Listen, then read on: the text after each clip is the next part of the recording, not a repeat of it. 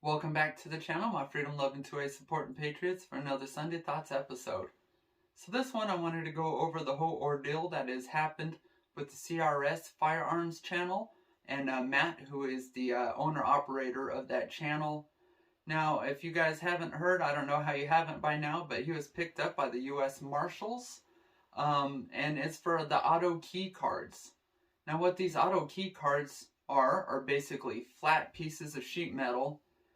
They are marketed as art, but they have etchings on there. It's not cut out in any kind of way, not engraved.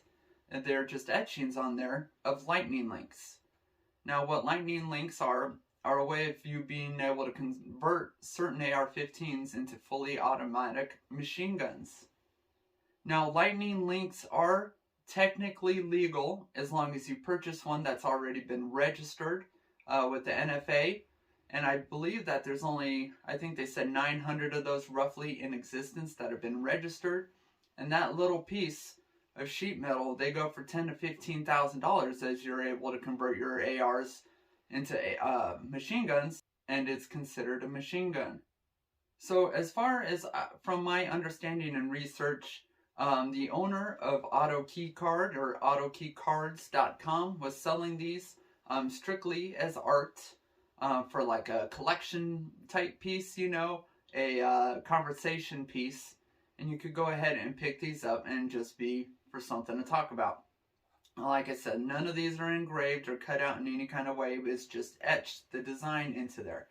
So if you were to want to pick up one of those and then fully cut it out, make the bends and necessary customizations to this piece, then it could then be used as a lightning link, to my understanding. So the owner, I believe, was picked up 2021 and it was in March, and they went over, rated him, and took everything, and not one single lightning link was found to be cut out or machined or anything of the sorts.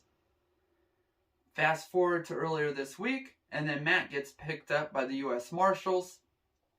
They go ahead and raid his home, find 8 of the auto key cards, found 8 of them. Not a single one of them was cut out in any kind of way. Not a single one of them was machined or bent or anything. And they went ahead and picked him up and took him into custody. Now, like I said, he's out of custody already. He was bailed out, I think, yesterday, is the best of my understanding. And ever since this came onto my radar, maybe 10 months back when John over at the Gun Collective did a video on it, I thought the whole thing was pretty sketchy. Those auto key cards were pretty sketchy, and is, in my opinion, basically poking the ATF bear.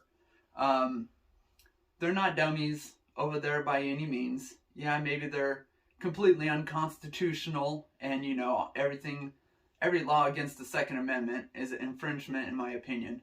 But it is a way of poking the bear and poking existing laws. Now, nothing was converted. Like I said, nothing was bent. They went ahead and picked him up. Now, according to the ATF website, $250,000 fine and 10 years in prison for each one of those pieces in your possession. Well, he had 8 of them. So do the math real quick. That'd be a $2 million fine and 80 years in prison. Now, do I think that's going to happen? No. But do I think he's going to have a long uphill battle in the court system with all this? I do. So I'm going to have links for all of this down in the description box, you guys. He's going to need our help and our support. Now, I don't agree necessarily with auto key card and kind of poking that bear and doing videos on it. That's why I've never touched on the subject before. But at the same time, we need to support our fellow YouTube brothers and sisters out there.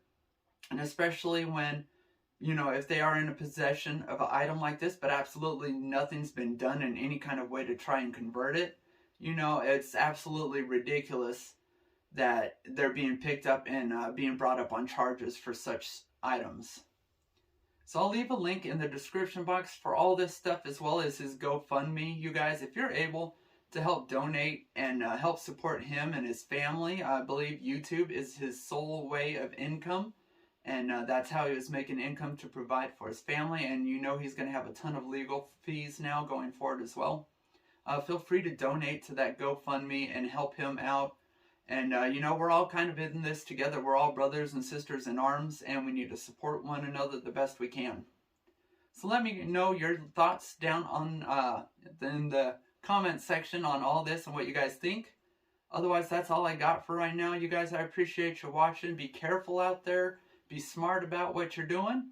And God bless.